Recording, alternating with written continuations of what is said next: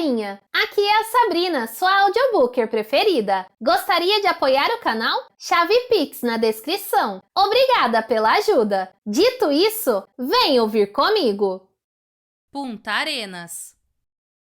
Acho que ela está bem confortável agora, disse o Dr. Cruz, baixando a aba plástica da tenda de oxigênio ao redor de Tina, que dormia. Mike Bowman estava sentado ao lado da cama, perto de sua filha. Mike achava que o Dr. Cruz provavelmente era bom em seu trabalho. Ele falava em um inglês excelente, resultado de seu treinamento em centros médicos de Londres e Baltimore. Dr. Cruz irradiava competência, e a Clínica Santa Maria, um moderno hospital em Punta Arenas, era imaculada e eficiente. Mesmo assim, Mike Bowman se sentia nervoso. Não havia como ignorar o fato de que sua única filha estava muito mal e que eles estavam longe de casa. Quando Mike alcançara Tina, ela gritava histericamente. Todo seu braço esquerdo estava ensanguentado, coberto com uma profusão de pequenas mordidas, cada uma do tamanho de uma impressão digital. E havia salpicos de uma espuma grudenta no braço dela, como uma saliva espumosa. Ele a carregou pela praia. Quase de imediato, o braço dela começou a se avermelhar e inchar. Mike não iria se esquecer tão cedo da viagem frenética de volta à civilização. O Land Rover com tração nas 4 rodas, escorregando e deslizando na subida pela trilha lamacenta das colinas, enquanto sua filha gritava de medo e dor, o braço ficando cada vez maior e mais vermelho. Muito antes de eles terem chegado aos limites do parque, o inchaço se espalhara até o pescoço de Tina, que começou a sentir dificuldade para respirar. Agora ela vai ficar bem? Disse Ellen, olhando através da tenda plástica de oxigênio. Creio que sim, disse o Dr. Cruz. Eu dei a ela outra dose de esteroides e a respiração está muito mais fácil. E vocês podem ver que o edema no braço já está bem reduzido. Mike Bowman disse. Sobre aquelas mordidas, ainda não temos nenhuma identificação, disse o médico. Eu mesmo nunca vi mordidas como aquelas antes, mas vocês podem notar que estão desaparecendo. Já está bem difícil de percebê-las. Felizmente, eu tirei fotografias para referência e lavei o braço dela para coletar algumas amostras da saliva grudenta. Uma para análise aqui, uma segunda para enviar aos laboratórios em São José e uma terceira que manteremos congelada caso seja necessária. Você está com o desenho que ela fez? Sim, respondeu Mike Bowman. Ele entregou ao doutor o rascunho que Tina havia desenhado em resposta às questões dos oficiais na admissão. Este é o animal que a mordeu? Perguntou o Dr. Cruz olhando para a imagem. É, disse Mike Bowman. Ela falou que era um lagarto verde, do tamanho de uma galinha ou um corvo. Não conheço nenhum lagarto assim. Ela o desenhou de pé nas patas traseiras. Isso mesmo. Ela disse que ele andava nas patas traseiras. O semblante do Dr. Cruz ficou sério. Olhou para a pintura mais um pouco e continuou. Não sou um especialista. Pedi ao Dr. Gutierrez que nos visitasse aqui. Ele é um pesquisador sênior na Reserva Biológica de Carrara, do outro lado da Bahia. Talvez ele possa identificar o animal para nós. Não tem ninguém de Cabo Blanco? Perguntou Bowman. Foi lá que ela foi mordida. Infelizmente, não, disse Dr. Cruz. Cabo Blanco não tem uma equipe permanente e já faz algum tempo que nenhum pesquisador trabalha lá. Vocês provavelmente foram as primeiras pessoas a pisar naquela praia em vários meses. Mas tenho certeza que você vai perceber que o Dr. Gutierrez entende bastante do assunto. O Dr. Gutierrez revelou-se um homem barbudo, vestindo bermudas caqui e camisa. A surpresa é que ele era dos Estados Unidos. Ele foi apresentado aos Bowman, dizendo em um suave sotaque sulista. Senhor e senhora Bowman, como vão? Um prazer conhecê-los. Então explicou que era um biólogo de campo vindo de Yale e que trabalhara na Costa Rica durante os últimos 5 anos. Marty Gutierrez examinou Tina minuciosamente e ergueu o braço dela com gentileza, olhando de perto para cada uma das mordidas com uma lanterninha, medindo-as depois com uma pequena régua de bolso. Após algum tempo, Gutierrez se afastou, assentindo para si mesmo como se tivesse compreendido algo. Em seguida, inspecionou as polaroides e fez várias perguntas sobre a saliva, a qual Cruz disse que ainda estava sendo testada no laboratório. Finalmente, ele se voltou para Mike Bowman e a esposa, que esperavam tensos. Acho que Tina vai ficar bem. Só quero esclarecer alguns detalhes, disse ele, tomando notas com uma caligrafia precisa. Sua filha disse que foi mordida por um lagarto verde de aproximadamente 30 centímetros de altura, que caminhou de pé sobre as patas traseiras até a praia vindo do manguezal? Está correto, isso mesmo. E o lagarto fez algum tipo de vocalização? Tina disse que ele piou ou guinchou. Como um rato, você diria? Isso. Bem, então, disse o Dr. Gutierrez. Eu conheço esse lagarto. Ele explicou que das 6.000 espécies de lagartos do mundo, não mais do que uma dúzia andava de pé sobre as patas traseiras. Dessas, apenas 4 encontravam-se na América Latina. E a julgar pela coloração, o lagarto só podia ser um dos 4. Tenho certeza de que o lagarto era um basiliscus amoratus, um basilisco listrado encontrado aqui na Costa Rica e em Honduras.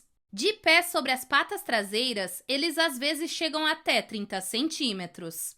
São venenosos? Não, Sr. Bowman, nem um pouco. Gutierrez explicou que o inchaço no braço de Tina era uma reação alérgica. De acordo com a literatura especializada, 14% das pessoas têm uma forte alergia a répteis, e sua filha parece ser uma delas. Ela gritava, dizia que estava doendo demais. Provavelmente estava. A saliva réptil contém serotonina, o que causa uma dor tremenda. Ele voltou-se para a Cruz. A pressão sanguínea dela baixou com anti-histamínicos? Baixou, respondeu Cruz, prontamente. Serotonina, disse Gutierrez. Sem dúvida. Ainda assim, Ellen Bowman continuava inquieta. Mas por que um lagarto a morderia para começo de conversa? Mordidas de lagarto são bastante comuns, disse Gutierrez. Cuidadores de animais no zoológico são mordidos o tempo todo. Outro dia mesmo eu ouvi que um lagarto havia mordido o braço de uma menininha em Amaloia, a cerca de 100 quilômetros de onde vocês estavam. Logo, mordidas acontecem. Só não tenho certeza do motivo para sua filha ter tantas mordidas. O que ela estava fazendo naquele momento? Nada. Ela disse que estava sentada imóvel porque não queria assustá-lo e fazer com que fosse embora. Sentada e imóvel, disse Gutierrez, franzindo o senho. Ele balançou a cabeça. Bem, acho que não temos como dizer exatamente o que aconteceu. Animais selvagens são imprevisíveis. E aquela saliva espumosa no braço dela? Perguntou Ellen. Eu fico pensando em raiva. Não. Um réptil não pode transmitir raiva, Sra. Bowman. Sua filha sofreu uma reação alérgica à mordida de um lagarto basilisco. Nada de mais sério. Mike Bowman então mostrou a Gutierrez o desenho que Tina fizera. Eu aceitaria isso como um desenho do lagarto basilisco, disse Gutierrez. Alguns detalhes estão errados, é claro.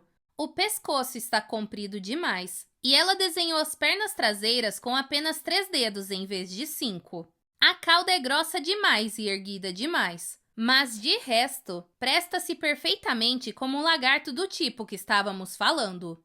Mas Tina disse especificamente que o pescoço era comprido. Insistiu Ellen Bowman. E ela disse que havia 3 dedos nos pés dele. Tina é bastante observadora, argumentou Mike Bowman. Tenho certeza que ela é, disse Gutierrez sorrindo. Porém, ainda acho que sua filha foi mordida por um Basiliscus amoratus comum e teve uma severa reação herpetológica. O tempo de curso normal com a medicação é de 12 horas. Ela deve estar bem pela manhã. No moderno laboratório no porão da Clínica Santa Maria, foi recebida a informação de que o Dr. Gutierrez identificara o animal que mordera a menina americana como um inofensivo lagarto basilisco.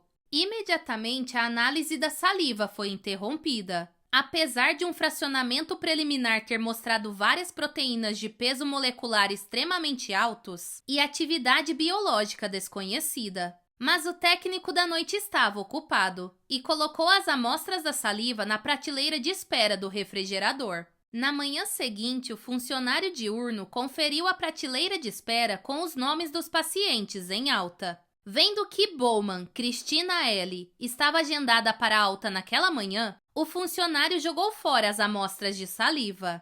No último instante, ele notou que uma das amostras tinha a etiqueta vermelha, o que queria dizer que deveria ser enviada ao laboratório da universidade em San José. Ele retirou o tubo de teste do cesto de lixo e o enviou para lá.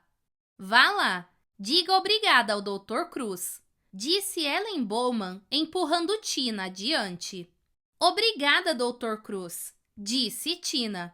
Eu me sinto muito melhor agora. Ela estendeu a mão e apertou a do médico. E então disse, você está com uma camisa diferente.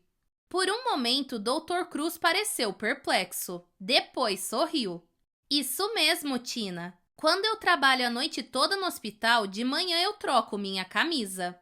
Mas não a gravata? Não, só minha camisa. Ellen Bowman disse. Mike falou que ela era observadora. E certamente é. Dr. Cruz sorriu e apertou a mão da garotinha com seriedade. Desfrute o resto das suas férias na Costa Rica, Tina. Eu vou sim. A família Bowman tinha começado a sair quando o Dr. Cruz disse. Ah, Tina, você se lembra do lagarto que te mordeu?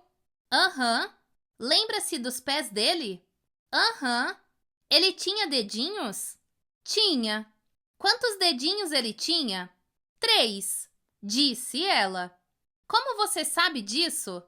Porque eu olhei, disse ela. De qualquer forma, todos os pássaros na praia fazem marcas na areia com 3 dedos, assim. Ela ergueu a mão, os 3 dedos do meio bem abertos.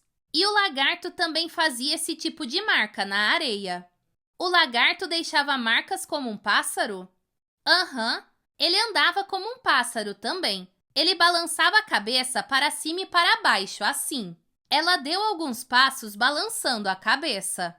Depois que os Bowman tinham partido, o Dr. Cruz resolveu relatar essa conversa a Gutierrez na estação biológica. Devo admitir que a história da menina é intrigante, disse Gutierrez. Estive fazendo algumas pesquisas também. Não estou mais certo de que ela foi mordida por um basilisco. Aliás, nem um pouco certo. Então, o que pode ter sido? Bem, não vamos especular prematuramente. Aliás, você ouviu falar de alguma outra mordida de lagarto no hospital? Não. Por quê? Se ouvir, meu amigo, me avise.